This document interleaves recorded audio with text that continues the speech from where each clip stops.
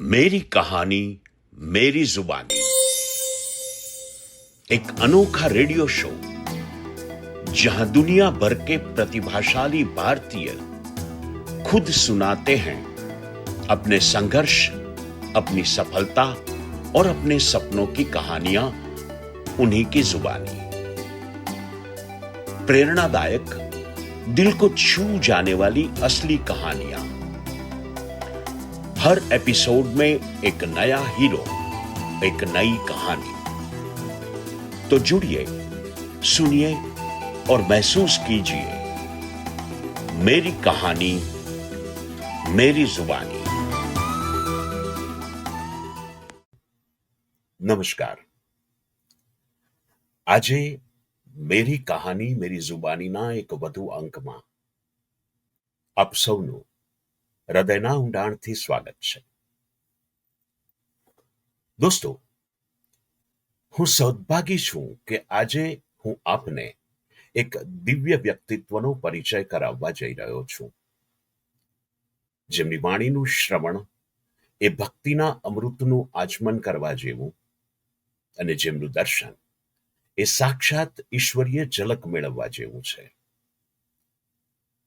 વલ્લભ સંપ્રદાયની પવિત્ર પરંપરાના એ ઉજ્જવળ દીપ, જગતગુરુ શ્રીમદ વલ્લભાચાર્યજી મહાપ્રભુજીના સીધા વંશજ, ષષ્ઠ પીઠાધીશ્વર પરમ પૂજ્ય ગોસ્વામી 108 શ્રી દ્વારકેશ લાલજી મહારાજ શ્રી। પૂજ્યશ્રીનું જીવન સેવા, સાધના અને સંસ્કારોનો અખંડ પ્રવાહ છે। તેમના માટે ભક્તિ માત્ર ઉપાસના નહીં, પણ જીવનનો સ્વભાવ છે। બાળપણથી જ તેમણે શ્રી કૃષ્ણની સેવાને સ્વધર્મ બનાવ્યો અને સમાજને પ્રેમ, સહિષ્ણુતા અને કરુણાનો સંદેશ આપ્યો। તેમનું સહજ સ્મિત અને તેમની મધુર, પ્રભાવક અને મોહક વાણી હૃદયને સ્પર્શી જનારી અત્યંત દિવ્યતાથી પરિપૂર્ણ છે। ધર્મના ક્ષેત્રમાં તેઓ એક દીપ સ્તંભ છે, સંસ્કૃતિના ક્ષેત્રમાં એક રક્ષક અને રાષ્ટ્રપતિ હર હંમેશ સમર્પિત, અને માનવતાના ક્ષેત્રમાં એક સાચા સેવક। પૂજ્યશ્રીએ સમાજના વંચિત વર્ગો માટે અસંખ્ય સંસ્થાઓની સ્થાપના કરી, જેથી દરેકને શિક્ષણ, સંસ્કૃતિ અને કરુણાની છાયા મળી શકે। આપશ્રીના વ્યક્તિત્વની એક અનોખી ખૂબી એ છે કે માત્ર ધર્મ અને સમાજ સેવામાં જ નહીં, પરંતુ કલા અને સાહિત્યમાં પણ આપ મહારથ ધરાવો છો। પૂજ્યશ્રીની રસરૂચિઓ તેમના અંતરંગ સૌંદર્યબોધ અને સંવેદનશીલ હૃદયની સાક્ષ્ય છે। સર્વોપરી ભગવાનની પરંપરાગત સેવા, રાગ, ભોગ અને શૃંગારની પરંપરામાં પણ એમની સિદ્ધિ અદ્વિતીય છે। તેઓ માટે ભક્તિ માત્ર ઉપાસના નહીં, પણ જીવનનો સ્વભાવ છે। આચાર્ય પદે બિરાજમાન તો તેઓ છે જ, પરંતુ તેઓ તો કાવ્ય અને સંગીતના મર્મી છે, મૃદંગ અને પખાવજ વાદનના મહારથી છે। ભક્તિનો લય અને સંગીતના તાલ એમના અંતરમાં અભિન્નતાથી જોડાયેલા છે। આપશ્રીની કવિતા, ગઝલ લેખનમાં પણ વિશેષ અભિરુચિ છે, ખાસ કરીને ગુજરાતી, હિન્દી અને બ્રજ ભાષાની ગઝલો। સંગીત પ્રત્યેનો આપનો અખંડ પ્રેમ પણ અજાણ્યો નથી, અને હા, પછી તે શાસ્ત્રીય સંગીત હોય કે સમકાલીન કે પછી ઉર્દુ ગઝલો, એની સુમધુર સ્વર લહેરોમાં આપ રમમાણ થઈ જાઓ છો। આપે રચિત ગઝલોમાં ભક્તિનો ધ્વનિ છે, આપની કવિતાઓમાં કરુણાનું માધુર્ય અને આચાર અને વિચારોમાં ધર્મની વિશાળતા અને ઉપદેશોમાં સંકુચિતતાનો ત્યાગ અને વૈચારિક વિસ્તીર્ણતાનો જીવનબોધ છે। આવું છે આ વ્યક્તિત્વ, આવી છે આ આભા ષષ્ઠ પીઠાધીશ્વર પૂજ્યપાદ ગોસ્વામી 108 શ્રી દ્વારકેશ લાલજી મહારાજ શ્રીની। આજે જ્યારે આ વાર્તાલાપ દરમિયાન પૂજ્યશ્રીનું સાનિધ્ય પ્રાપ્ત થવાનું છે, ત્યારે સૌ શ્રોતા દર્શકો આતુર છે, અને હું પણ અપેક્ષિત છીએ પૂજ્યશ્રી સાથે થનાર જ્ઞાનવર્ધક શાબ્દિક આદાન પ્રદાન અને એક સંવાદમાંથી જીવનની નીતિ રીતિનું જ્ઞાન પામવા માટે, આધ્યાત્મિક અનુભૂતિ અને જીવનનો માર્ગદર્શક સંદેશ મેળવવા માટે હું અપાર શ્રદ્ધા અને કૃતજ્ઞતા સાથે આવકાર કરું છું, સ્વાગત કરું છું પરમ પૂજ્ય ગોસ્વામી 108 શ્રી દ્વારકેશ લાલજી મહારાજ શ્રી.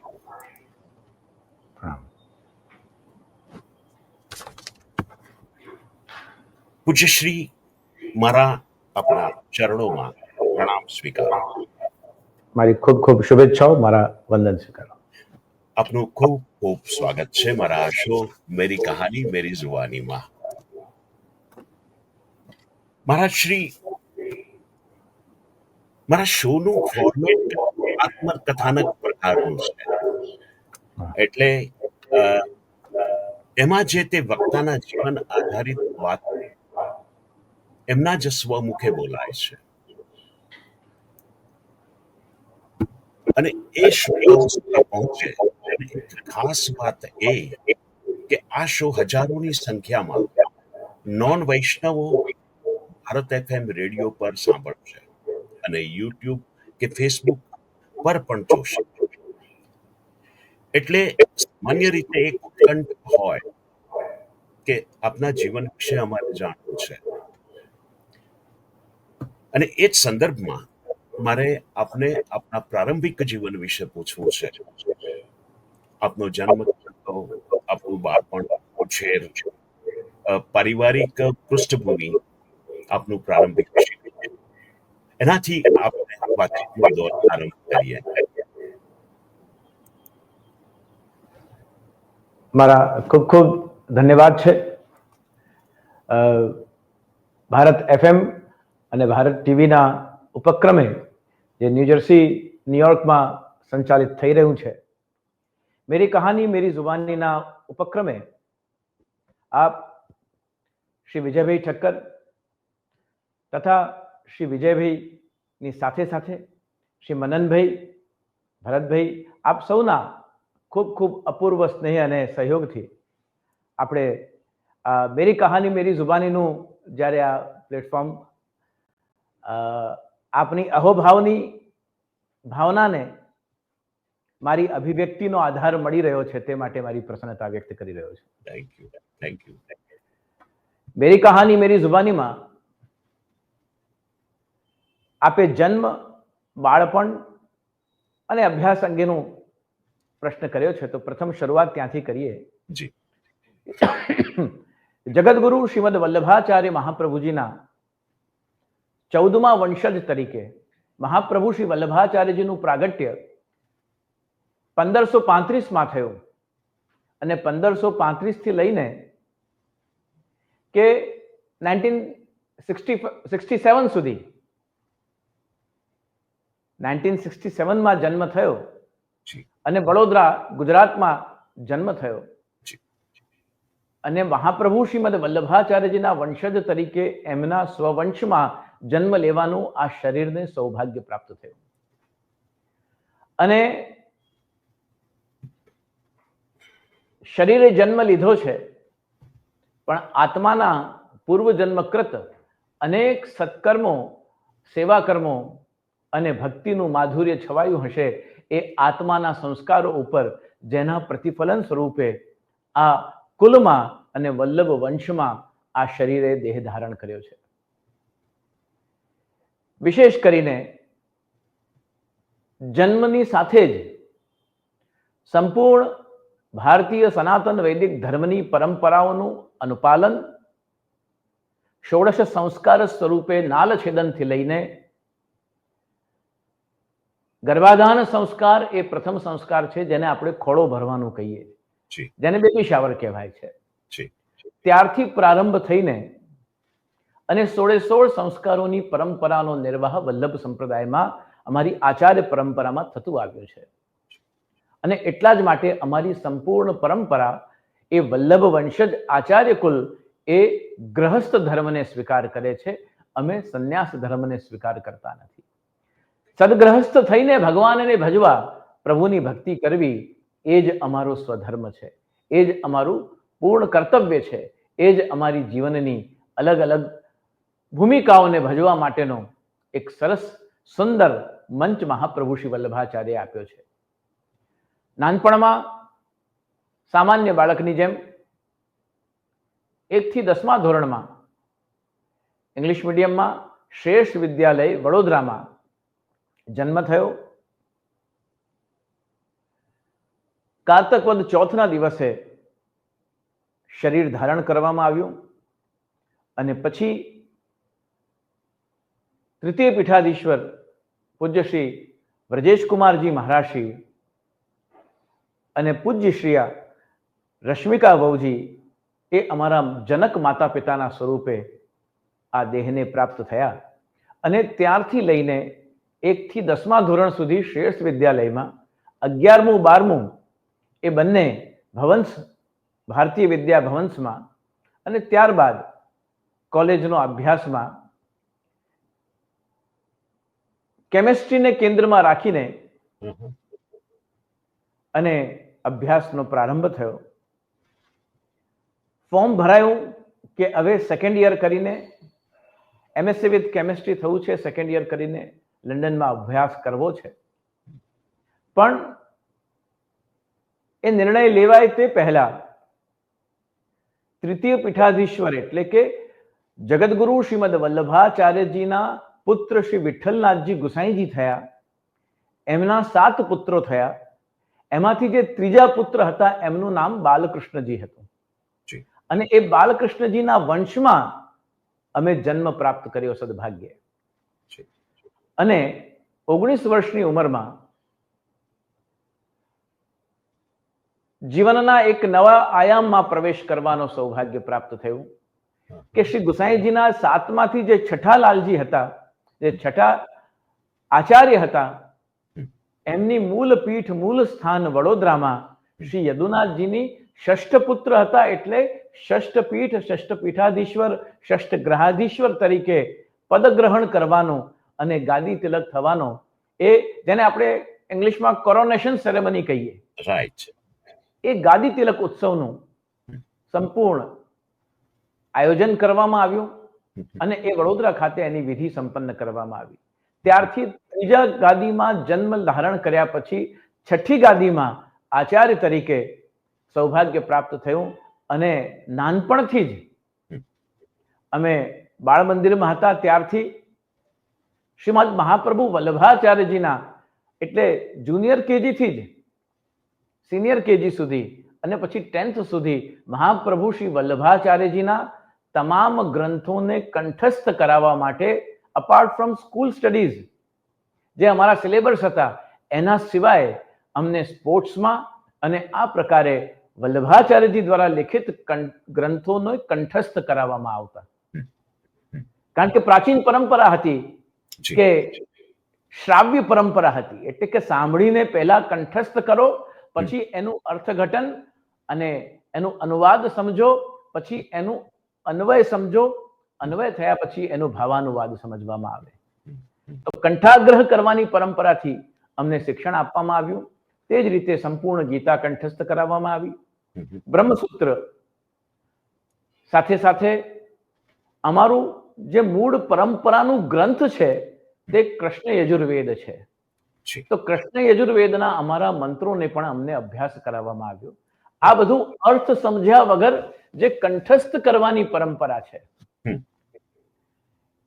એ રીતે 10મા ધોરણ સુધી એટલે 10th સ્ટેન્ડર્ડ સુધી અમે આ અલગ અલગ ગ્રંથોનો કેવલ બાય હાર્ટ કરીને, કેવલ ગોખીને અમે એને તૈયાર થયા. અને આફ્ટર 10th અલગ અલગ શાસ્ત્રીજીઓ દ્વારા અમને પહેલા માર્ગના ગ્રંથોનું અધ્યયન કરાવવામાં આવ્યું, એટલે કે વૈષ્ણવ સંપ્રદાયના પુષ્ટિભક્તિ માર્ગના જે ગ્રંથો હતા એનો અભ્યાસ કરાવવામાં આવ્યો. પૂજ્ય અમારા ગુરુજી શ્રી રેવાશંકર શાસ્ત્રીજી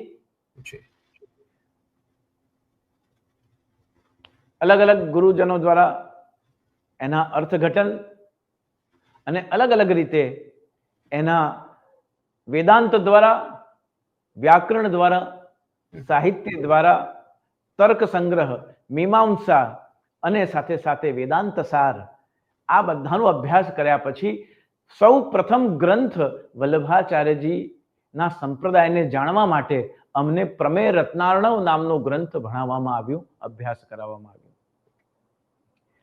આ 10th સ્ટેન્ડર્ડ થી આખી યાત્રા અભ્યાસની અમારી પ્રારંભ થઈ. પણ એની સાથે સાથે રેગ્યુલર બેઝ પર દરેક વીકેન્ડ્સમાં સેટરડે નેટ પ્રેક્ટિસ અને એવરી સન્ડે અમારી ક્રિકેટ મેચ થાય. નેટ પ્રેક્ટિસ સીઝન બોલ ઉપર કરવાની અને મેચ ટેનિસ બોલ ઉપર હોય. એટલે શરૂઆતથી જે એક વક્તા જેમ 5 કલાક અભ્યાસ કરે તો એ 1.5 કલાક બોલી શકે, એવી રીતે સીઝન બોલમાં પ્રેક્ટિસ કરવાની અને ટેનિસ બોલમાં મેચ રમવાની, એવી રીતે એક માનસિકતા તૈયાર કરવામાં આવી. અને સ્વિમિંગમાં રેગ્યુલર બેઝ પર અમને સ્વિમિંગનો અભ્યાસ કરાવવામાં આવ્યો.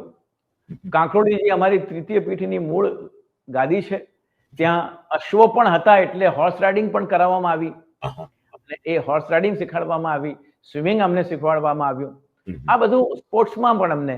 અને સાહિત્ય સંગીત કલા વિહીનમ સાક્ષાત પશુ પૃચ્છ વિશાલહીનમ, જેમ આપણા સાહિત્યકારો કહે છે, એમ સાહિત્ય સંગીત અને કલા, એટલે સાહિત્યમાં આ બધો અભ્યાસ થયો શરીરની તંદુરસ્તી માટે અને સતત એને એક્ટિવ રાખવા માટે ખેલકૂદ અને સ્પોર્ટ્સનો અભ્યાસ કરાવવામાં આવ્યો. અને સાથે સાથે સંગીતમાં રાગોનું માધ્યમ કમસે કમ દરેક હિન્દુસ્તાની હિન્દુ વ્યક્તિને કમસે કમ 6 રાગ તો ખબર હોવા જ જોઈએ, જે બેઝિક 6 રાગ છે. તો એ રાગ રાગિનીઓનો અભ્યાસ કરવામાં આવ્યો. લગભગ 23 થી 24 રાગોનો અભ્યાસ કરાવવામાં આવ્યો કે કયો સ્વર ક્યાં લાગે છે, ક્યાં કોમલ નિષાદ છે, કઈ રીતે ક્યાં આરોહ અવરોહ લેવાનો છે, કયું સ્વર છે તો કાલી 4 માં ગાવાનું છે કે કાલી 2 માં ગાવાનું છે કે સફેદ 2 માં. આ સ્વર જ્ઞાન કરાવવામાં આવ્યું. અને એ ગાતા ગાતા રુચિ ઉત્પન્ન થઈ મૃદંગ પખાવજ વગાડવા માટેની. તો પખાવજમાં પણ 9 વર્ષ સુધી અખિલ ભારતીય સંગીત મહાવિદ્યાલય ગુજરાત અને ગાંધર્વ મહાવિદ્યાલય એમાં વિશારદ સુધી મૃદંગનો અભ્યાસ કરી અને એમાં પણ સંપૂર્ણ ગ્રેજ્યુએશન જે એની સેરેમની હોય એને પણ પ્રાપ્ત કરી અને એમાં પણ સ્નાતક થયા. આવી રીતે ગાન અને મૃદંગ, સાહિત્ય અને કલા, એમાં રુચિ ઉત્પન્ન કરવામાં આવી. અમારા માતુશ્રીને સેવામાં ઉપયોગમાં આવતી કલાનો ખૂબ અભ્યાસ હતો. એટલે આરતીઓમાં રંગોળી કેવી રીતે પૂરવી, પ્રભુના દર્શન ખુલે ત્યારે તહેવારના દિવસોમાં સાંજી કેવી રીતે માંડવી, જ્યારે મંગળ પ્રસંગો હોય, ઉત્સવ મહોત્સવ હોય ત્યારે ભીણી હલ્દીથી ઠાકોરજીના મંદિરના ચોક કેવી રીતે પૂરવા, ડેરી કેવી રીતે માંડવી, આ બધો જ અભ્યાસ સાહિત્ય સંગીત અને કલાના ઉપક્રમે અમને નાનપણથી કરાવવામાં આવ્યું. અને જે અભ્યાસ જેમ જેમ કિશોરાવસ્થા થતી ગઈ તેમ તેમ એ અભ્યાસ પ્રેક્ટિસમાં મુકાતા. કારણ કે 19 વર્ષથી ષષ્ઠ પીઠાધીશ્વર તરીકે છઠ્ઠા ઘરની જવાબદારી, એ ઉત્તરદાયિત્વ માથે પડવાથી અને એ પદની જવાબદારીને સ્વીકારવાથી, જેમ કહેવાય છે કે hard work has no options in life. कठोर परिश्रम को कोई विकल्प नहीं होता है. तो એ જાગૃત અવસ્થામાં સ્વધર્મ સમજીને હું નહીં કરું તો કોણ કરશે એ ભાવનાથી ખૂબ કઠોર પરિશ્રમ દ્વારા પખાવજ વગાડી તો 6 કલાક 8 કલાક એક બેઠકમાં વગાડવી, વેદ પાઠ કરવું તો વચ્ચે વચ્ચે ગરમ જલ લેતા જવું 1.5 કલાકે અને એક જ બેઠકમાં 6 કલાક વેદ પાઠ કરવા. એ પ્રમાણેનો અભ્યાસ કરાવવામાં આવ્યો. અને એમ અભ્યાસ કરતા કરતા કરતા પહેલા માટીને રોંધવામાં આવી, પછી પલાળવામાં આવી, પછી પગથી એને વધારે અને ત્યારબાદ એ જ્યારે ઘાટ ઘડીને અને આકાર પામવા લાયક થઈ છે ત્યારે ઠાકોરજીને અરોગાવવા માટેનું એમાં શીતલ જલ ભરવામાં આવ્યું છે. અને એ ભાવનાથી જીવન 60 વર્ષના કરીબ પહોંચી રહ્યું છે. એટલે ઓલરાઉન્ડ ડેવલપમેન્ટ આપનું કરાવવામાં આવ્યું. પહેલા ગાદી નશીન ગાદી ઉપર પીઠાધીશ તરીકે બિરાજમાન થયા એ પહેલા આપનું ઓલરાઉન્ડ ડેવલપમેન્ટ કરવામાં આવ્યું. આપણે શાસ્ત્રીય સંગીતની વાત કરી તો શાસ્ત્રીય સંગીતમાં આપ કયા ઘરાનામાં કે કોઈ ગુરુ પાસે આપે દીક્ષા ગ્રહણ કરી હોય તો? ગણપતરાવ ઘોડકે એ પરબતસિંહજી અને કુદોસિંહજી ઘરાનાના, ગ્વાલિયર ઘરાનાના મૃદંગ વાદક હતા. એમની પાસે મૃદંગનો અભ્યાસ કર્યો. અને પછી જગન્નાથજી જગતાપ એ વડોદરાના હતા, એ નાના પાંસે ઘરાનાના, અને એમની પાસે એટલે કે 3 પરંપરાઓ જે મૃદંગ વાદકની છે એમાં નાના પાંસે, પરબતસિંહજી અને આ 3 પરંપરા. તો એ જગન્નાથજી જગતાપજી પાસે એનો અભ્યાસ કરવાના આવ્યો, નાના પાંસેની પરંપરાનો. હવે આ એક પ્રશ્ન એક નોન વૈષ્ણવ તરીકે મને જે થાય છે તે કે પુષ્ટિ માર્ગ એટલે શું? જી, પુષ્ટિ માર્ગ એ ભગવાનની કૃપાને અવલંબિત માર્ગ છે. The path of grace. The path of grace નો અર્થ શું થયો કે ભગવાનની કૃપાને પ્રાપ્ત કરવાનો, પામવાનો, કલયુગમાં જીવી શકાય એવો સર્વોત્તમ, સરળતમ અને સર્વોત્કૃષ્ટ એક પંથ, એક માર્ગ. એનું નામ શું છે? પુષ્ટિ માર્ગ, એટલે કૃપા પર ચાલવાનો માર્ગ. અને આપણે કહ્યું ને કે નોન વૈષ્ણવ, તો પુષ્ટિ માર્ગની દ્રષ્ટિએ જે કૃષ્ણને પ્રેમ કરે છે, વિષ્ણોઃ અપત્ય પુમાન ઇતિ વૈષ્ણવ. એટલે નોન વૈષ્ણવ કોઈ છે જ નહીં. જે કૃષ્ણને ચાહે છે એ વૈષ્ણવ જ છે.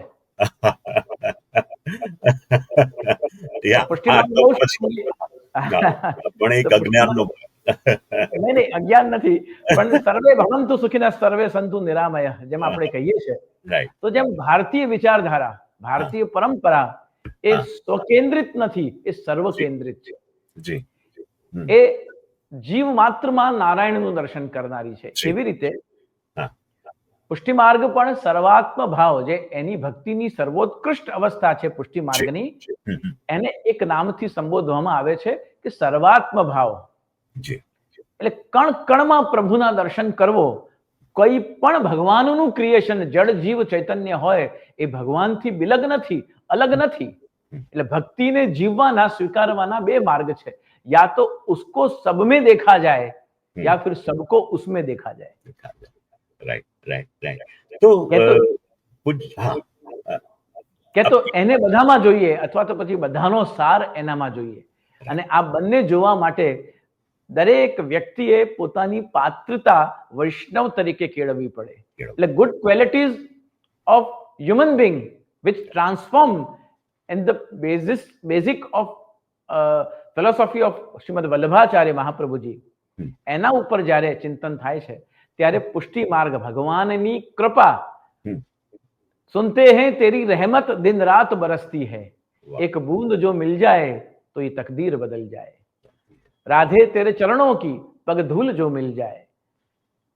તો એ ભાવથી ભગવાનની કૃપાનો અનુભવ કરવો, એની વાંછના કરવી, ઈચ્છા રાખવી કે પ્રભુ હું જેવો છું, જ્યાં છું, જેની સાથે જે રીતે છું, હે કૃષ્ણ, મેં આપની સાથે નાતો જોડ્યો છે, સંબંધ જોડ્યો છે. આ જ ક્ષણથી આપ મારા અને હું તમારો છું.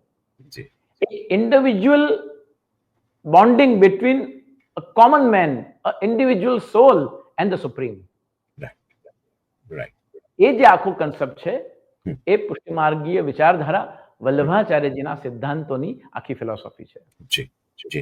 તો મને એક પ્રશ્ન એ ઉદ્ભવ્યો કે આપ બિલકુલ 19 વર્ષની ઉંમરે આપ પીઠાસીન થયા, અને પુષ્ટિ માર્ગની ગાદી એ વારસો નથી, પણ એક જવાબદારી છે.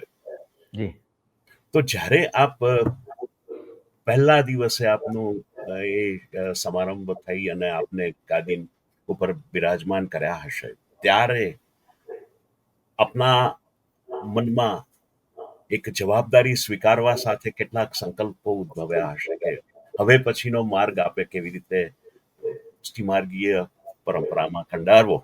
એ સંકલ્પો કોઈ આપને? એક સામાન્ય વિદ્યાર્થી તરીકે અભ્યાસ અને એક સામાન્ય યુવક તરીકેનું જીવન જીવવાનું પ્રારંભ જ થયું હતું. એટલે કેરમ રમવાનું પણ ગમે, ગરબે કરવાનું પણ ગમે, હા એ પણ ઘૂમવાનું ગમે, અને સાથે સાથે સ્વિમિંગ, ક્રિકેટ અને આ બધા ગેમ્સમાં પણ રુચિ, મિત્ર વર્તુળ પણ બધો સ્કૂલનો કોલેજનો મળ્યો હોય, તો એ બધાની સાથે રમતા રમતા યવાનીને જીવતા જીવતા અચાનક ઓવરનાઇટ એક યુ ટર્ન આવે છે અને રાતોરાત હું એક સામાન્ય માનવીમાંથી આચાર્ય બની જાઉં છું. અને પછી આચાર્ય પદ સ્વીકાર કર્યા પછી કેવલ પુષ્ટિ માર્ગ કે વલ્લભાચાર્યજીના સિદ્ધાંતોની જ નહીં, પણ સનાતન હિન્દુ વૈદિક ધર્મની પરંપરા, વેદની આજ્ઞા અને વલ્લભાચાર્યજીના આદેશ અને ઉપદેશ પર કઈ રીતે ખરા ઉતરી શકાય અને કઈ રીતે એ જીવનનું ઘડતર કરી શકાય. કારણ કે એક કેવલ માટલાનું ઘડતર છે, એક પછી એ માટલા ઉપર થતી અલ્પના છે જે એને સૌંદર્ય પ્રદાન કરે છે. એ સૌંદર્ય પ્રદાન થઈ જવાથી એની શીતલતાને કોઈ ફરક પડતો નથી, કારણ કે માટલામાં ભરેલા એ જલને શીતલ કરવાની પ્રકૃતિ એ માટીની છે, ઉપર થયેલી અલ્પનાની નથી. એવી રીતે જે કુલમાં જન્મ લીધો છે એ કુલમાં ભક્તિ એ સહજ રીતે ઈશ્વર પ્રત્યે, ભગવાન પ્રત્યે અભિવ્યક્ત કરવાનો એક ઉત્તમ માધ્યમ છે.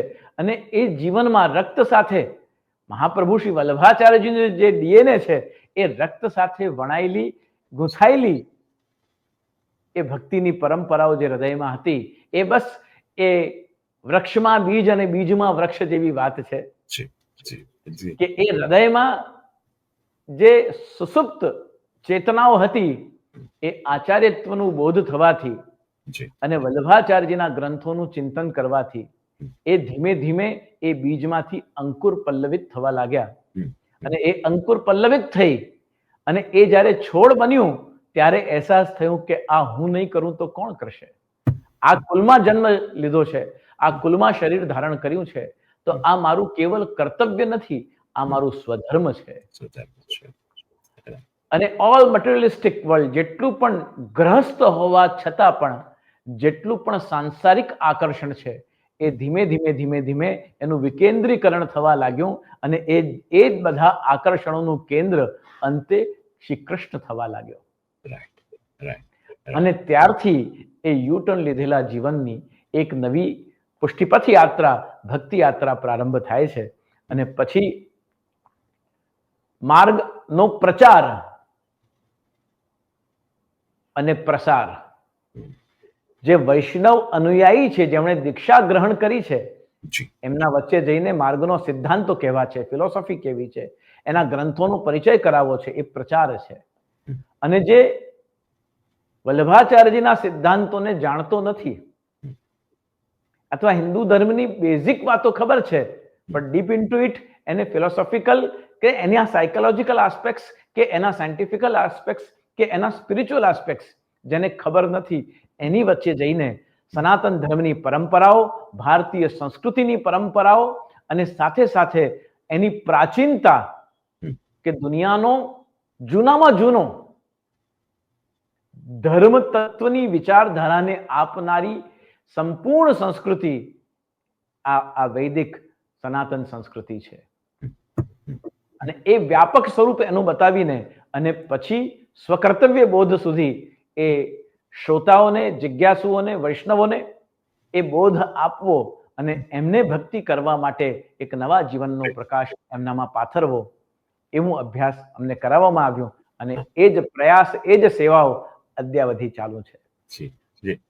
મહારાજ શ્રી, શાસ્ત્રો ભગવાન કૃષ્ણના વિવિધ સ્વરૂપોની વાત કરે છે.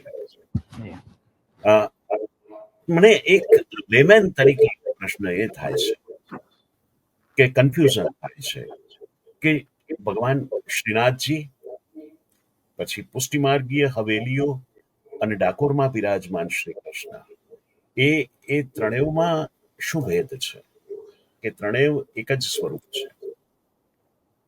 કૃષ્ણ તો કૃષ્ણ જ છે. શ્રી કૃષ્ણ એ સર્વત્ર સમાન છે. જી. પણ જેટલી એમની લીલા એટલા એમના રૂપ, જેટલા એમના રૂપ એટલા એમના નામ, જેટલા એમના નામ એટલા એમના ગુણ, અને જેટલા એમના ગુણ એમની એટલી જ વૈવિધ્યપૂર્ણ એમની અનંત લીલાઓ. એટલા માટે પુષ્ટિમાર્ગ એક બહુ સુંદર શબ્દ આપ્યો છે, નિત્ય લીલાવાદ. ઓકે. ઉચ્ચારણ થયો હતો, રાસ રચ્યો હતો, ઈરહરણ કર્યું હતું, નાગદમન કર્યું હતું. કૃષ્ણની લીલા શબ્દ જ્યાં લાગે છે એને ભૂતકાળ ક્યારે પણ સ્પર્શી શકતો નથી. ક્ષણે ક્ષણે નવમ નવમ, પ્રતિક્ષણ જે લીલાઓ ગતિમાન છે એ જ લીલા સંબંધી પુરુષોત્તમ કહેવાય છે. રહી વાત Shri Krishna as a Shrinathji and Shri Krishna as a ડાકોરમાં બિરાજતા રણછોડરાયજી, બંને શ્રી કૃષ્ણ વિગ્રહ છે. જગન્નાથપુરીમાં જગન્નાથજી શ્રી કૃષ્ણ વિગ્રહ છે. પંઢરપુરમાં બિરાજતા પાંડુરંગ વિઠ્ઠલનાથજી શ્રી કૃષ્ણ વિગ્રહ છે. તિરુપતિમાં બિરાજતા શ્રી તિરુમલ્લા, તિરુપતિ ભગવાનનું શ્રી વિગ્રહ શ્રી કૃષ્ણનું સ્વરૂપ છે.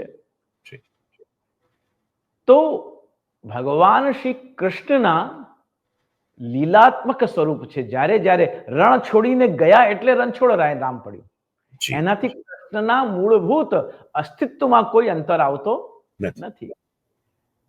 સમગ્ર જગતને સ્રષ્ટા તરીકે સર્જન કરીને અને જગતનો નિયંતા વિષ્ણુ પાલક બ્રહ્મા ક્રિએટ કરે છે, વિષ્ણુ એનું સંચાલન કરે છે અને સદાશિવ શંકર એનું વિલય કરે છે. એમ બ્રહ્મ શબ્દ આવ્યો. બ્રહ્મના નાભી કમળમાંથી જે પ્રગટ થયા તે બ્રહ્મા, ચતુર્મુખી બ્રહ્મા. मेरा क्या कर्तव्य है? તો કહ્યું કે જાઓ સૃષ્ટિ કા સર્જન કરો, અને એ સૃષ્ટિને તમે સર્જિત કરો ત્યારે હું અને લક્ષ્મી, નારાયણ અને લક્ષ્મી બંને મનુષ્યાકૃતિ સ્વરૂપે એ આપની રચિત સૃષ્ટિમાં જઈને લીલા વિહાર કરીશું. ત્યાંથી યાત્રા પ્રારંભ થાય છે. અને ભગવાન વિષ્ણુના અલગ અલગ સ્વરૂપમાં પૂર્ણ બ્રહ્મ પરમાત્મા જે સારસ્વત કલ્પમાં ભગવાનનો જન્મ થયો, શ્રી કૃષ્ણનો જે જન્મ થયો, વસુદેવ દેવકીજીના ત્યાં કારાગૃહમાં જે જન્મ્યા, એ સારસ્વત કલ્પમાં જે પ્રભુના જન્મ થયા છે. દરેક સત, ત્રેતા, દ્વાપર અને કલી, આ યુગોના 4 વિભાગ છે. સતયુગ, ત્રેતાયુગ, દ્વાપરયુગ અને કલિયુગ. એમાંથી દરેક દ્વાપરના અંતમાં ભગવાન શ્રી કૃષ્ણનું પ્રાદુર્ભાવ છે. તો આ 4 યુગોની જે સાયકલ ચાલ્યા જ કરે છે, એમાં કેટલી વાર કૃષ્ણ અવતાર થયા, કેટલી વાર રામા અવતાર થયા, કેટલી વાર રાવણના વધ થયા, કેટલી વાર કંસ હણાયો છે. પણ જે સારસ્વત કલ્પમાં ભગવાન શ્રી કૃષ્ણનો અવતાર થયો, જે 5,500 વર્ષ પહેલા થયો, એ 5,500 વર્ષ પહેલાનું જે ત્રેતાનું દ્વાપરનું અંત હતું, એ દ્વાપરના અંતમાં ભગવાન શ્રી કૃષ્ણનું પ્રાગટ્ય છે. અને કહેવાય છે કે એ પ્રાગટ્ય એ પૂર્ણ બ્રહ્મ અવતારીનું પ્રાગટ્ય છે. પૂર્ણમદઃ પૂર્ણમિદં પૂર્ણાત પૂર્ણમુદચ્યતે. તો જેવી રીતે આપણા જીવનમાં આપ ફર્સ્ટ ટાઈમ સ્કૂલ ડ્રેસ પહેરીને આપણે સ્કૂલે ગયા હોઈએ, પછી 10thની એક્ઝામ આપીને આવ્યા હોઈએ, પછી 12thમાંથી હાયર સેકન્ડરી કરીને ફર્સ્ટ ટાઈમ કોલેજ ગયા હોઈએ, પછી કોલેજનું ગ્રેજ્યુએશન થયું હોય, પછી ગ્રેજ્યુએશન થયા પછી પ્રોફેશનલ લાઈફમાં આપણે સ્ટેપ ઇન થયા હોઈએ, પછી આપણી ઓફિસ સાથેનો આપણો ફોટો, નાનપણથી આપણો જુનિયર કેજી, લોઅર કેજીથી આપણા ફોટોગ્રાફ પડાયા હોય, પછી આપણે ગ્રેજ્યુએશન થઈએ, આપણી નવી ઓફિસ કરીએ, ત્યાં પૂજન કરીએ, ત્યાં આપણો ફોટો હોય, પછી આપણી રિંગ સેરેમની થઈ હોય, આપણે પ્રપોઝ કર્યો હોય ત્યારનો ફોટો, લગ્ન થયો હોય ત્યારનો ફોટો, આપણા સંતાનો થયા હોય ત્યારના ફોટા. આ બધા જ પિક્ચર્સમાં રાઈટ ફ્રોમ જુનિયર કેજી પોતાના સંતાન થઈ ગયા ત્યાં સુધી દરેક ફોટોગ્રાફમાં સ્વરૂપ બદલાય, જગ્યા અલગ અલગ છે, શરીરના આકાર પ્રકારો અલગ અલગ છે, સાથે રહેનાર વ્યક્તિ અલગ છે, વેશભૂષા અલગ છે, અને સાથે સાથે આપણા શરીરના કલેવર અને આપણા ભાવભંગીમાં હાવભાવ પણ અલગ થઈ ગયા છે. અને સાથે ઉભેલા વ્યક્તિઓ અને સાથે પડાવેલા ફોટોના સ્વજનો એ પણ કેટલાય છે ને કેટલાય નથી. આ બધું જ બદલાયા કરે છે. એક વસ્તુ એમાં કોમન છે, એમાં જુનિયર કેજી થી કે આપણે માતા પિતા બની ગયા ત્યાં સુધીમાં એક વસ્તુ દરેક પિક્ચર્સમાં કોમન છે ને એ આપણે પોતે હોઈએ છીએ. એવી રીતે ભગવાન શ્રી કૃષ્ણની લીલાઓ છે. બાલ લીલા કરી તો બાળકૃષ્ણ કહેવાયા, ગૌચારણ લીલા કરી તો ગોપાલ કહેવાયા, કાળીએ નાગને દમન કર્યો તો નાગ દમન કહેવાયા, માખણ ચોરી કરી તો માખણ ચોર કહેવાયા, ગોવર્ધન પ્રભુનો પર્વત ધારણ કર્યું તો ગોવર્ધન ધારી કહેવાયા. એમ ભગવાનની વંશી હાથમાં લઈને ઉભા રહ્યા તો મુરલીધર કહેવાયા, વંશીધર કહેવાયા. તો જેટલા જેટલા પ્રભુની લીલાઓ છે તેટલા તેટલા પ્રભુના નામ છે. એમાં કૃષ્ણ તત્વમાં ક્યાંય કોઈ અંતર આવતો નથી. માત્ર એમની અર્ચન પદ્ધતિ, એમના લીલાના પ્રકારો અને એમની થતી સેવા પૂજાના ભેદ અને એના પ્રકારો બદલાવાથી મૂળ બિરાજમાન પ્રતિષ્ઠિત શ્રી કૃષ્ણના સ્વરૂપમાં કોઈ અંતર આવતો નથી. પૂજ્ય શ્રી, મારે તમને પાછા ફરીવાર તમારા અંગત જીવન તરફ લઈ જવા છે. આપ ગુજરાતી હિન્દી સાહિત્યના ઊંડા અભ્યાસી છો અને ત્યારે મને પ્રશ્ન થાય છે કે આપ સાહિત્યકારોને, ગુજરાતી કે હિન્દીના સાહિત્યકારોને વાંચતા જ હશો. અત્યારે કોને વાંચો છો? હાલમાં કોઈ એવું વાંચન ચાલુ હોય તો કોઈ સાહિત્યકાર વિશે? હમણાં વડોદરાના જ કૃષ્ણ કવિ અને આશ્વ કવિ એ બંને જેમનામાં સામર્થ્ય હતું એવા ડોક્ટર વિષ્ણુ વિરાટ ચતુર્વેદીજીની હમણાં હું કવિતાઓનું વાંચન કરી રહ્યો છું. જે કૃષ્ણ પણ છે અને આશ્વ કવિ પણ છે પોતે. અને શ્રી સુરેશ દલાલથી લઈને ગુણવંતભાઈથી લઈને કે જેટલા રમેશ પારેખ અને જેટલા તુષારભાઈ શુક્લા, અંકિતભાઈ ત્રિવેદી, કાજલબેન ઓઝા, આ બધાના લેખો, બધાના કાવ્યાત્મક એમની રચનાઓ, એ બધાને ખૂબ ચિંતન કરીને એમના પાછળના રહસ્યો, એ આ લખતી વખતને એમના શું ભાવ રહ્યા હશે એ બધાનું ચિંતન કરતા કારણ કે બહુ પ્રસિદ્ધ એક શેર છે કે ગઝલ में बंदिशो अल्फाज ही नहीं काफी, गजल में बंदिशो अल्फाज ही नहीं काफी, जिगर का खून भी कुछ चाहिए असर के लिए. રાઈટ. તો ડોક્ટર વિષ્ણુ વિરાટની એક રચના આપને હું સંભળાવું. જી પ્લીઝ.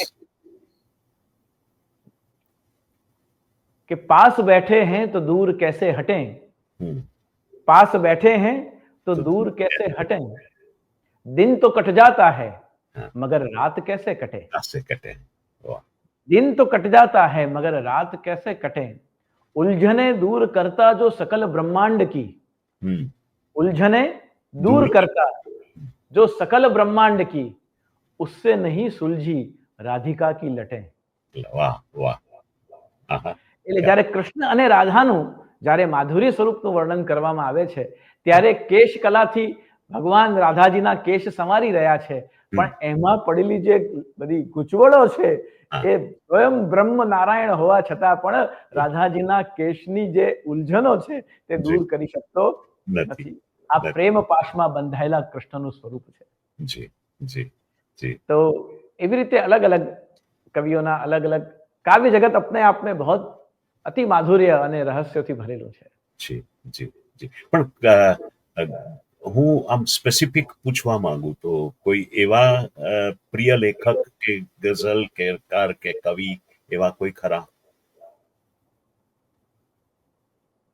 રમેશભાઈ પારેખ, માધવ રામાનુજ, હરીશભાઈ શાહ વડોદરાના અમારા, અને વડોદરાના ગાલિબ કહેવાતા એવા ખલીલ ધનતેજવી, ખલીલ સાહેબ, આ બધાની કવિતાઓનું ખૂબ ચિંતન, ખૂબ આનંદ પ્રાપ્ત કર્યો છે. શબ્દ સેતુ નામની એક સંસ્થા ચાલે છે અહીંયા, હું પરિચિત છું એનાથી. હા, એના અવારનવાર કાર્યક્રમો અહીંયા કલ્યાણ પ્રસાદમાં અમારા ભવનમાં થાય છે. અને એમાં અગર વડોદરામાં હોઉં તો ચોક્કસ એ આસ્વાદ લેવાનું હું ચૂકતો નથી. એવી રીતે કૃષ્ણ એવું શું છે તારા નામમાં, કૃષ્ણ એવું શું છે તારા નામમાં કે આ તારી વાંસળી પડઘાય છે આખા ગામમાં. કૃષ્ણ એવું શું છે તારા નામમાં કે તારી વાંસળી પડઘાય છે આખા ગામમાં. વીજળી ઝબૂકી અને વાદળમાં શમી, જુઓ ને આજે રાધા સમાઈ ગઈ શ્યામમાં. આ કૃષ્ણ પરખ ચિંતનની ભૂમિકાઓ છે કે જેમાં જીવનના સંદેશ પણ છે, ભક્તિનો ભાવ પણ છે અને મનુષ્યના જન્મની વેદનાઓ અને પ્રવાહ પણ છે. જી જી જી. મહારાજશ્રી, આપ પણ કવિતા અને ગીત અને ગઝલોની રચના કરો છો. જી. તો એવું કશું જો સ્મૃતિમાં હોય અને અમને સંભળાવી શકો તો. कदम्ब पर बैठ कर बंसी बजाने आना. हाँ हाँ. स्वरचित. कदम्ब पर बैठ कर बंसी बजाने आना, बहुत अच्छा लगता है मोहन, फिर सताने आना. वाह वाह. कदम्ब पर बैठ कर बंसी बजाने आना, बहुत अच्छा लगता है मोहन, फिर सताने आना. हम उसी घाट पे फिर नहाने आएंगी मोहन, तुम उसी घाट पर फिर चीर चुराने आना. चीर चुराने आना. वाह. એટલે અમારા કામ ક્રોધ લોભ મોહ માત્સર્ય જે હે કૃષ્ણ તને પ્રેમ કરવામાં અમારા વસ્ત્રો બાધક છે, એ બધા જ કામ ક્રોધ લોભ મોહના બધા જ વસ્તુનું તું ચીરહરણ કરજે અને અમે જેવા છે તે એવા સ્વીકાર કરી લેજે. વાહ વાહ વાહ વાહ. એક ક્યુરિયોસિટી ખાતર એક પ્રશ્ન થાય છે કે આપને ફિલ્મો જોવાનો નિષેધ હોય છે કે નહીં? હિસ્ટોરિકલ ફિલ્મ્સ જોવાનો જરૂર શોખ છે. જી. આ બધા ફ્રિક્શન્સ અને વોર મૂવી અને હોરર મૂવીઓ અને બધી લવ સ્ટોરીઝ અને સસ્પેન્સની બધી મૂવીઓ, એ બધી જે કેમ કે હૃદય ભક્તિથી ભરેલા હૃદયના પ્રેમાળ હૃદય માટે આ બધા સસ્પેન્સો અને હોરરો બહુ ભયજનક હોય છે. એટલે એ બધા વાહ વાહ, અદ્ભુત. ક્યા વાત. ટ્રાન્સપરન્સી, પારદર્શિતા એ પ્રેમનું પહેલું પગથિયું છે. જી. અને જે દેખાડવામાં આવી રહ્યું છે એ અનરિયલ છે એવું મહેસૂસ થવા લાગે છે, એટલે એમાં રસ ઉડી જાય છે. જી જી. જ્યારે હિસ્ટ્રી બેઝ જેટલા પણ મૂવીઝ આવી છે, જેવી રીતે જોધા અકબર છે, જેવી રીતે બીજી હમણાં કઈ મૂવીઓ આવી બધી જે હિસ્ટ્રી બેઝ છે, જે ભારતની વાસ્તવિકતાઓનું દર્શન કરાવે છે, જેમાં હિન્દુ રાજાઓના સંઘર્ષ છે અને ભારતની અંગ્રેજો આવ્યા અને મુગલો ગયા તે વચ્ચેના કાળમાં ભારતની જે દુર્દશા કરવામાં આવી અને કઈ રીતે આ ભારતને કઈ રીતે સોનાઈ કી ચિડિયામાંથી એક માત્ર કાવ્ય જગતમાં એની સુવર્ણની ભૂમિકા રહી ગઈ, બાકી કે એને એવી રીતે ચારે તરફથી આક્રમણો થયા. તો એ ઇતિહાસથી સંબંધિત જે મૂવીઝ છે એ ચોક્કસ જોવાનો ખૂબ શોખ છે, આગ્રહ છે. અને ખાસ કરીને એમાં આર્ટ ઇફેક્ટ્સ જે છે, એના કોસ્ટ્યુમ્સ અને એમાં જે પિરિયોડિકલ ફિલ્મ્સ છે, એ પિરિયોડિકલ ફિલ્મ્સમાં જે સેટઅપ ઉભા કરવામાં આવે છે, ત્યારે આપણને ખ્યાલ આવે છે કે અહીંયા કયા પીરિયડની વાત થઈ રહી છે અને એમાં એ પિરિયોડિકલ ફિલ્મના એ શોર્ટમાં કર્ટન્સની પેટર્ન શું હતી, ડેકોરેશન જે મહેલમાં કરવામાં આવ્યું છે, સિંહાસનોની પિલર્સની પેટર્ન શું હતી, અને જે કોસ્ટ્યુમ્સ પહેરવામાં આવ્યા છે એમાં અલગ અલગ રાજાના, મંત્રીના, રાણીના કે સેનાપતિના આ બધાના કોસ્ટ્યુમ્સની પેટર્ન શું હતી. તો છેલ્લા 500 વર્ષમાં થયેલા પરિવર્તનોનો અનુમાન અને એ ઇતિહાસમાં પ્રાપ્ત થતા પ્રમાણોના આધારે જે ડિરેક્ટર છે એના ડેપ્થનું ખ્યાલ એ હિસ્ટોરિકલ મૂવીઝ જોવાથી આપણને આવે છે. જરૂર શોખ છે, પણ સમય અવકાશ મળે ત્યારે એ જરૂર એ 2-3 કલાક ફાળવવા પડે એના માટે. અને ફાળવવો પડે, અને એ ફેમિલી ટાઈમ બચતો નથી. એટલે એક મૂવીને લગભગ 2.5-3 મહિને 5-10 મિનિટ કરીને પૂરી કરવી પડે છે. હા, એમ જ થાય, એમ જ થાય.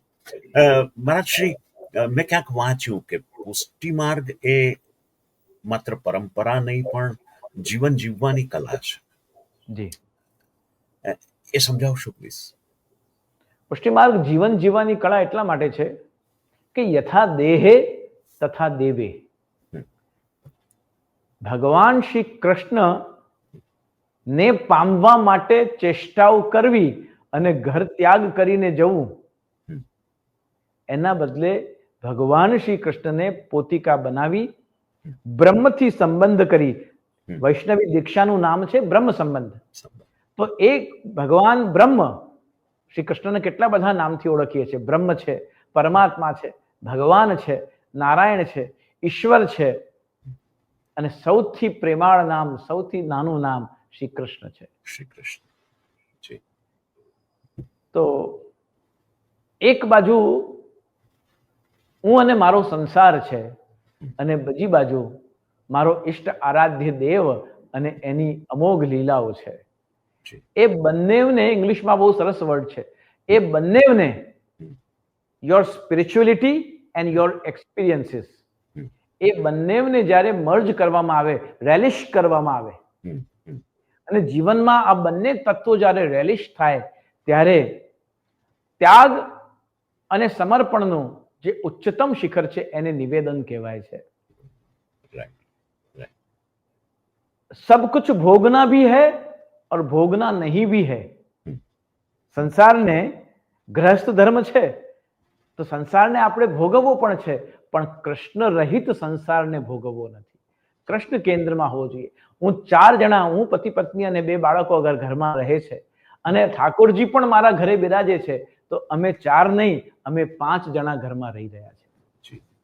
યથા દેહે. હવે મને ઠંડી લાગે તો હું એમને પણ ગરમ કપડાં પહેરાવીશ. મને ગરમી લાગે તો ઉષ્ણકાળમાં એમને પણ ગુલાબના ખસના અત્તર સમર્પણ કરી અને બહુ ઓછામાં ઓછા મલમલના વસ્ત્ર ધારણ કરાવીશ. તો જેમ આપણા ત્યાં 4 ઋતુઓ બદલાય છે અમેરિકામાં, એવી રીતે ભારતમાં 6 ઋતુઓની પરંપરા છે. તો દરેક 6 ઋતુઓની સાથે સાથે દરેક 2 મહિને એક ઋતુ બદલાય. એ ઋતુની સાથે ઠાકોરજીના વસ્ત્રના પ્રકારો બદલાય, ઠાકોરજીને અલંકાર, આભૂષણ જે ધરાવવામાં આવે એની પણ પરંપરા બદલાય, ઠાકોરજીને સુગંધી અર્પણ કરવામાં આવે, અત્તર, પરફ્યુમ વગેરે, એના પણ, ભાઈ અગર વિન્ટર ચાલે છે તો કસ્તુરી, અંબર, કેસરના અત્તર આવશે, અને અગર સમર ચાલે છે તો ખસ છે, ગુલાબ છે, મોગરો છે, એવા પરફ્યુમ્સ. તો વસ્ત્ર, ઓર્નામેન્ટ્સ, અરોમા, સામગ્રી એટલે કે ફૂડ આઇટમ્સ, એ પણ દરેક ઋતુ પ્રમાણે, કઈ ઋતુમાં કયું ખાવું જોઈએ, કયું ન ખાવું જોઈએ. બેંગન દશમી આવે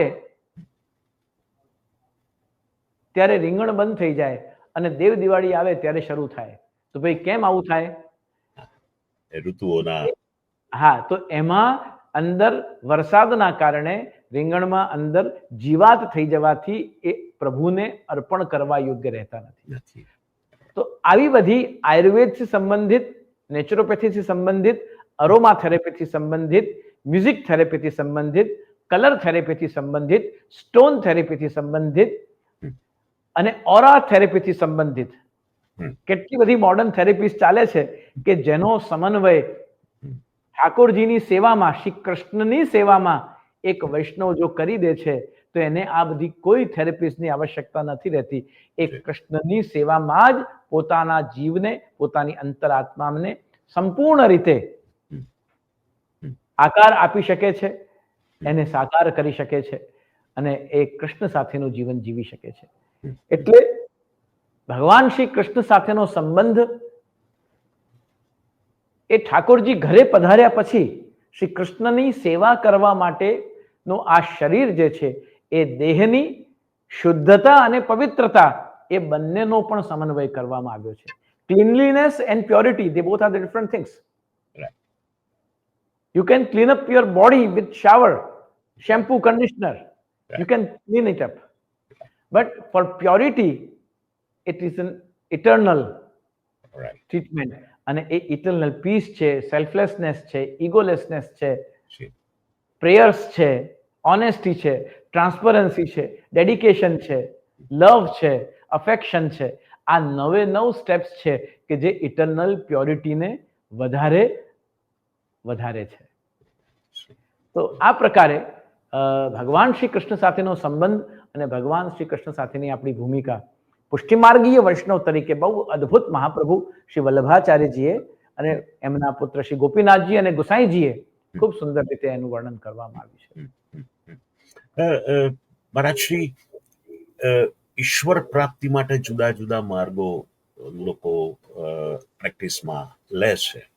જી, આપની દ્રષ્ટિએ ઉત્તમ માર્ગ કયો? મહાપ્રભુ વલ્લભાચાર્યજીના શબ્દોમાં હું કહું તો માર્ગો અયમ સર્વ માર્ગાણામ ઉત્તમ પરિકીર્તિતઃ. જે કાલ પ્રવાહ છે, તો વલ્લભાચાર્યજી આજ્ઞા કરે છે કે બધા જ ભક્તિના, જ્ઞાનના અને કર્મના માર્ગો ભગવાન સુધી પહોંચવા માટેના ક્લિષ્ટ થતા જઈ રહ્યા છે. સર્વ માર્ગેષુ નષ્ટેષુ કલૌચ ખલ ધર્મિણી. અને ધર્મ જે એની પ્યોરિટીમાં હતું એ ખલ ધર્મ તરીકે કાળ પ્રવાહમાં આવી ગયું છે. તો કાળ એક તરફ સોશિયલ મીડિયાના માધ્યમથી, એના મેન્ટલ સાયકોલોજીકલ ગાર્બેજના માધ્યમથી પોતાનું આત્મવિશ્વાસ અને પીસ બંને ગુમાવી રહ્યું છે. હાઇપરટેન્શન, એન્ઝાઇટી, શોર્ટ ટેમ્પર્ડ ધીમે ધીમે મનુષ્ય થતી જઈ રહ્યું છે. જે પરંપરામાં સત્ય, પ્રેમ અને કરુણાની વાત કહેવામાં આવી છે, એ સત્ય, પ્રેમ અને કરુણા એ મનની શાંતિ, અંતરાત્માની પ્રસન્નતા માટેની વાત છે.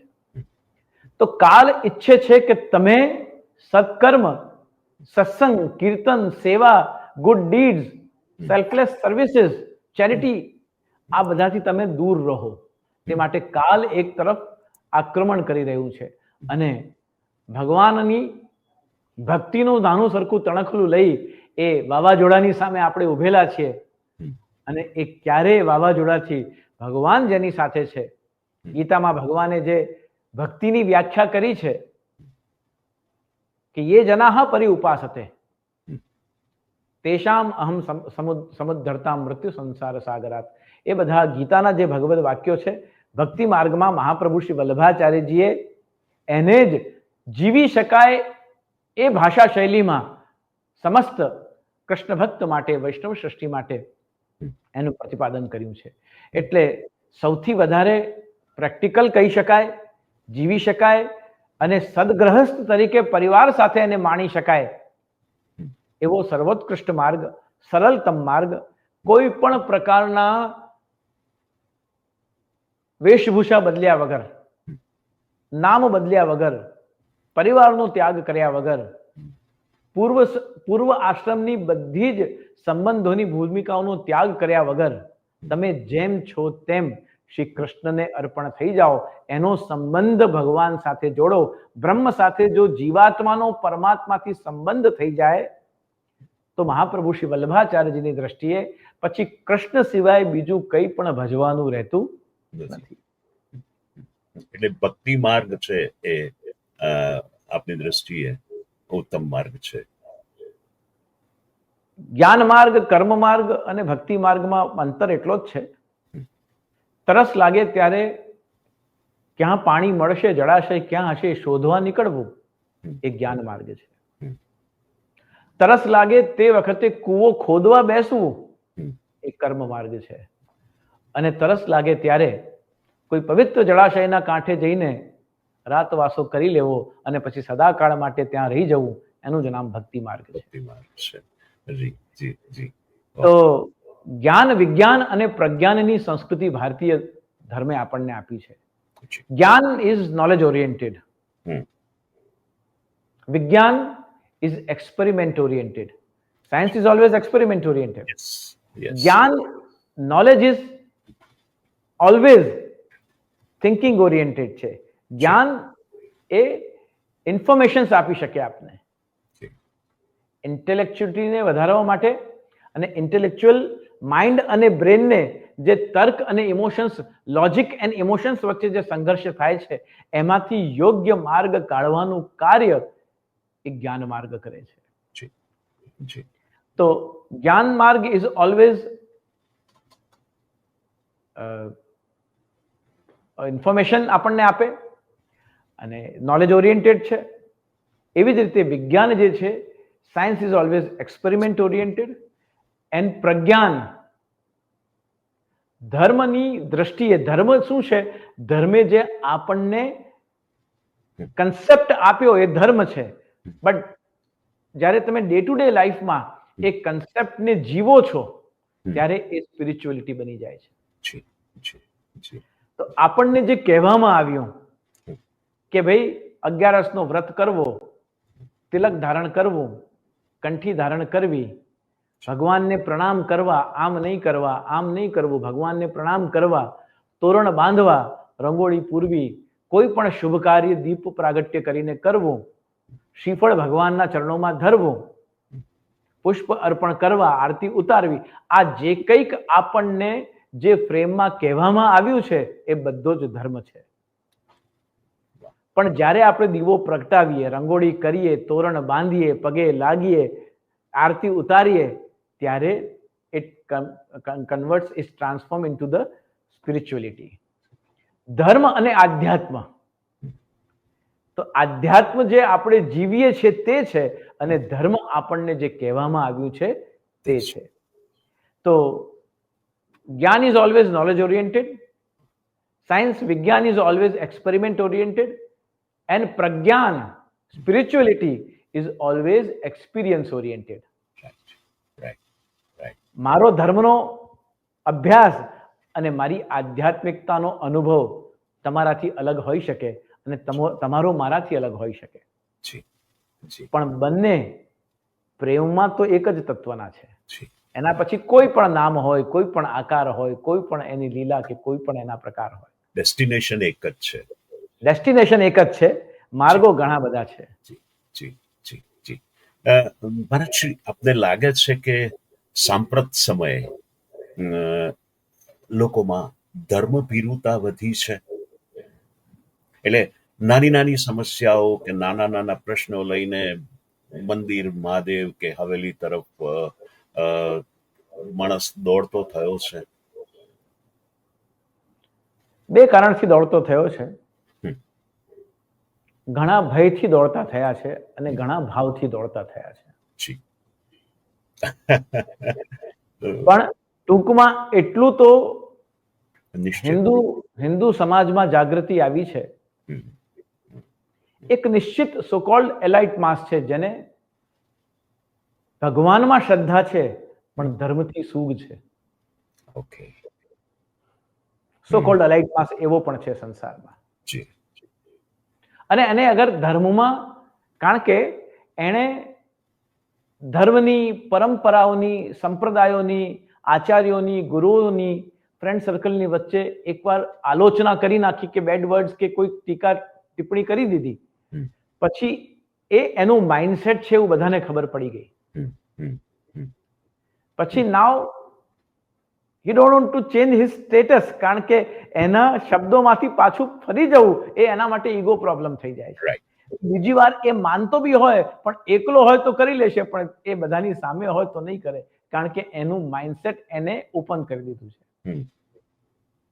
અને યુથમાં હું હજારો યુવકોથી મળવાનું થાય, ગામડાઓમાં, શહેરોમાં, ગ્લોબલી, ઓવરસીઝ, ચારે બાજુ મોટા શહેરોમાં, દરેક જગ્યાએ યુથ સાથે મળવાનું થાય, સદગ્રહસ્થો સાથે, વેલ સેટલ પ્રોફેશનલ્સ, કોર્પોરેટ સાથે મળવાનું થાય, બિઝનેસમેન સાથે, અને બસના કંડક્ટર, રિક્ષાવાળા અને ટિફિનવાળાથી લઈને મોટા મોટા સીઈઓ સુધીનું મળવાનું થાય. બધાને ભગવાનને ભજવાની અલગ અલગ પદ્ધતિ, પ્રકાર અને આવશ્યકતાઓ છે, પણ ભૂખ બધાને છે કે ઈશ્વર સુધી પહોંચવું છે. મારે મેં કંઈક ખરાબ કર્યું છે, મેં કંઈક ખોટું બોલ્યું છે, મારા દ્વારા કંઈક અનુચિત થયું છે, મેં કંઈક પાપ પુણ્યની વ્યાખ્યા મારી દ્રષ્ટિએ તો એ છે કે એને શાસ્ત્રે કહ્યું છે અને આપણે કરીએ છીએ એ પુણ્ય છે, અને ધર્મશાસ્ત્ર જેની ના પાડે છે અને આપણે કરીએ છીએ એનું નામ પાપ છે. આ પાપ પુણ્યની સરળ વ્યાખ્યા છે. તો આ પાપ પુણ્યના સરવાળે દરેકને ધર્મના માર્ગે વળવા માટેની સાંપ્રત સમયમાં અલગ અલગ ભૂમિકાઓ છે, અલગ અલગ એના રોલ છે, અલગ અલગ એની અન્ડરસ્ટેન્ડિંગ છે, અને અલગ અલગ એનું પરફોર્મન્સ છે. અને એ બધી વસ્તુને ધ્યાનમાં રાખીને કોઈ નામ મંત્ર કરે છે ખબર ન પડે એવી રીતે, અને કોઈ બધા જાણે જુએ એવી રીતે માળા જપે છે. કોઈ સેવા સમયમાં તિલક કરી લે છે, પણ પછી ઘરેથી બહાર નીકળે ત્યારે કારણ કે બીજાને મારે જણાવવું નથી કે હું પણ ધર્મનું પાલન બહુ ચુસ્તપણે કરું છું. તો ઘણી બધી ધર્મને સમજવાની અને સ્વીકારવાની ઘણી બધી અલગ અલગ ભૂમિકાઓ છે. સાંપ્રત સમયમાં એવું લાગે છે કે જે ધર્મસ્થાનો છે, તીર્થસ્થાનો છે, એમાં જે ઠાકોરજીની સેવા ઘરે કરતો હોય તો પણ મંદિરમાં જઈને કેવી રીતે સેવા થઈ રહી છે, કેવા વસ્ત્ર છે, કેવા વાઘા છે, કેવી સજાવટ છે, કયું કીર્તન ગવાઈ રહ્યું છે, આજે પ્રભુને શું અરોગાવવામાં આવ્યું છે, એ જોઈને જાણવું છે, શીખવું છે, એટલે દર્શન કરવા છે. કોઈને મનમાં એવું છે કે હવે રસ્તામાંથી રોજ અહીંથી જ ઓફિસ જવાનું છે, રસ્તામાં આવે છે તો લાવો ને પગે લાગવામાં આપણું શું બગાડવાનું છે, પગે લાગતા. કોઈને સોશિયલ ગેધરિંગ માટે ગમે છે, કોઈને મંદિરનું વહીવટ વ્યવસ્થામાં સહયોગ આપવું ગમે છે, કોઈને ત્યાં આવીને એની ટીકા નિંદા અને આલોચના કરવું ગમે છે. એટલે દરેકના માટે મંદિર એક એવું જાહેર સ્થાન છે કે જ્યાં જાકી રહી ભાવના જૈસી પ્રભુ મૂરત તિને દેખી તૈસી. એ વિવિધ પ્રકારના ભાવ અને વિવિધ પ્રકારના આ બધા સંજોગ પરિસ્થિતિઓમાં આજનો સાંપ્રત સમયનો જે હિન્દુ ધાર્મિક વ્યક્તિ છે એ જપ તપ અનુષ્ઠાન અને સિદ્ધાંતોને સમજીને, વિચારધારાને સમજીને અને સાંગોપાંગ પોતાના જીવનમાં એનું પાલન થાય, એનું આચરણ થાય, અને ગુરુ આજ્ઞાનું મહત્વ જીવનમાં રહે તે માટે ગુરુ આજ્ઞા, ગુરુના આદેશ, ગુરુના ઉપદેશ ઉપર ચાલીને અને મારે પણ પ્રભુના પ્રિય પાત્ર બનવું છે, આ ભૂમિકાને ધ્યાનમાં રાખીને ખૂબ વૈષ્ણવો, ખૂબ ભક્તો, ખૂબ હિન્દુજનો ધર્મ સાથે, આપણી સંસ્કૃતિ સાથે જોડાઈ રહ્યા છે. પરદેશીઓ પણ એટલા જ વિપુલ પ્રમાણમાં જોડાઈ રહ્યા છે, અને એનો આનંદ છે, એનો ગૌરવ છે. જી જી. છેલ્લો પ્રશ્ન, આપને આપની આત્મકથા લખવાનો વિચાર આવે છે ત્યારે? ના, મને એનો વિચાર ક્યારે નથી આવ્યો, કારણ કે હજુ ઘણું બધું કરવાનું બાકી છે. અને ક્યારેક લખવાની થાય. જી. એક સમય એવો આવે કે ના, હવે એ સમય આવ્યો છે કે જીવનને આત્મકથા સ્વરૂપે લોકો સમક્ષ મૂકવું જોઈએ, તો એનું ટાઇટલ શું હોય? કૃષ્ણાર્પણ. વાહ વાહ. એનું નામ કૃષ્ણાર્પણ હોય. એ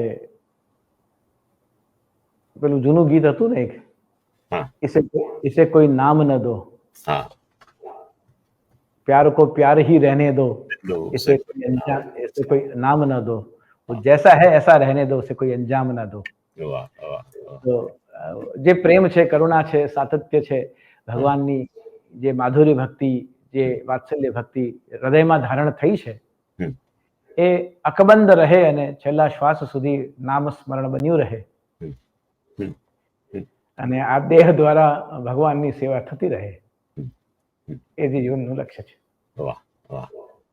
મહારાજ શ્રી, આપ મારા આ શોમાં પધાર્યા.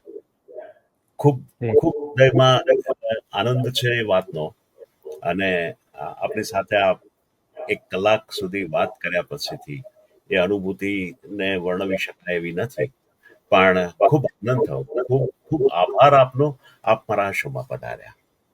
ખૂબ ખૂબ ધન્યવાદ. અને આપ સૌને આ પૂરા શોમાં જે કંઈક બોલાવ્યું અને આપના જે કંઈક પ્રશ્નો હતા એ બધાનું સમાધાન આપી શક્યો હું તો પ્રસન્નતાની વાત છે, અને જો ન આપી શક્યો હું તો ફરીવાર ચોક્કસ મળીશું, અને જે કંઈક બોલાયું તે શબ્દ પુષ્પોને ભગવાન શ્રી કૃષ્ણના ચરણોમાં સમર્પિત કરી આપના અંતરમાં વિરાજમાન કૃષ્ણને વંદન કરી અને વાણીને વિરમું છું.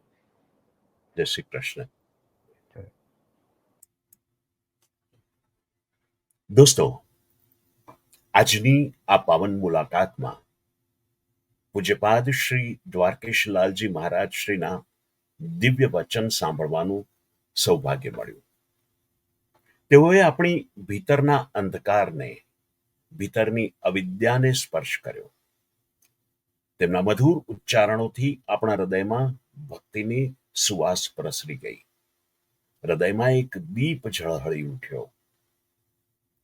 તેમના વચનોનો સાર એ જ કે સેવા એ માત્ર ક્રિયા નહીં, પરંતુ તે તો પ્રીતિનો પરમ ઉત્સવ, પરમ અભિવ્યક્તિ છે. ભક્તિ એ માત્ર ઉપાસના નહીં, પરંતુ જીવ અને ઈશ્વર વચ્ચેનું અવિનાશી સ્નેહ સૂત્ર છે. પૂજ્યશ્રીના વચનોમાંથી પ્રસરે છે શાંતિ, સમર્પણ અને પરમ આનંદ. આજે જાણે શબ્દો સંગીત બની ગયા, ભાવનાઓ પ્રાર્થના બની ગઈ અને શ્રવણ પોતે જ એક સાધના બની ગયું. આ પવિત્ર અવસર માટે પૂજ્ય મહારાજ શ્રીના શ્રી ચરણોમાં નમન કરું છું અને હું હૃદયપૂર્વક આભાર વ્યક્ત કરું છું. દોસ્તો, આગામી એપિસોડમાં કોઈક વિશિષ્ટ મહાનુભાવની જીવનગાથા સાથે ફરી મળીશું આવતા શનિવારે આ જ સમયે. ત્યાં સુધી પ્રાર્થના એ જ કે શ્રી ઠાકોરજીનો આલોક આપના જીવનમાં ચિરંજીવ રહે, दीप्त रहे. नमस्कार. मेरी कहानी मेरी जुबानी, एक अनोखा रेडियो शो जहां दुनिया भर के प्रतिभाशाली भारतीय खुद सुनाते हैं अपने संघर्ष, अपनी सफलता और अपने सपनों की कहानियां उन्हीं की जुबानी. प्रेरणादायक, दिल को छू जाने वाली असली कहानियां. हर एपिसोड में एक नया हीरो, एक नई कहानी. तो जुड़िए, सुनिए और महसूस कीजिए मेरी कहानी मेरी जुबानी.